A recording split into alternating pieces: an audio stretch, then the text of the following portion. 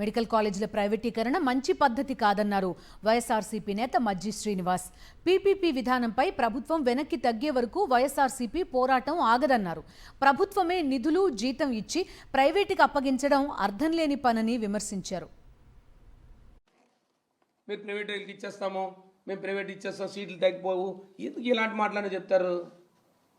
ఒకసారి ప్రైవేట్ వాడి చేతిలోకి వెళ్ళిన తర్వాత మీ విధానం ఏముంటుంది, మీ చేతిలో ఏముంటుంది?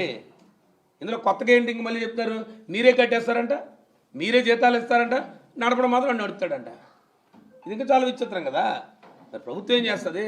మీరెందుకు చేస్తారు? ముఖ్యమంత్రులు ఎందుకు, మంత్రులు ఎందుకు, ఈ ప్రభుత్వంలో అధికారులు ఎందుకు, ఐఏఎస్లు ఆఫీసులు ఎందుకు, లేదా ప్రభుత్వ ఉద్యోగస్తులు ఎందుకు?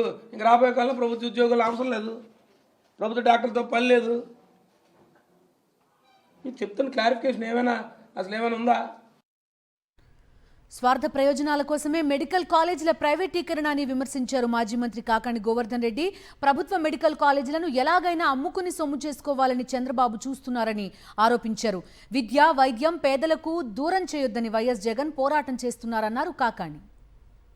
పక్షంలో ఉన్న ప్రజల పక్షాన నిలబడి మెడికల్ కళాశాలలకు సంబంధించి ప్రైవేటీకరణ కాకూడదు, విద్య వైద్యం రాష్ట్ర ప్రజానీకానికి దూరం చేయకూడదనేటువంటి లక్ష్యంతో జగన్మోహన్ రెడ్డి గారు పోరాడుతుంటే, స్వార్థ ప్రయోజనాల కోసం, తన సొంత లాభాపేక్షణ కోసం ఈరోజు వాటిని ప్రైవేటు వ్యక్తులకు కట్టబెట్టి ఏదో ఒక విధంగా తన పబ్బం గడుపుకొని తన వరకు తాను బాగుపడాలి, మిగతా వాళ్ళ గురించి ఆలోచన చేయాల్సినటువంటి అవసరం లేదు, నాకు ప్రజల ప్రయోజనాల కన్నా స్వార్థ ప్రయోజనాలు ముఖ్యం అన్నట్టుగా ఈరోజు చంద్రబాబు నాయుడు వ్యవహరిస్తున్నాడు.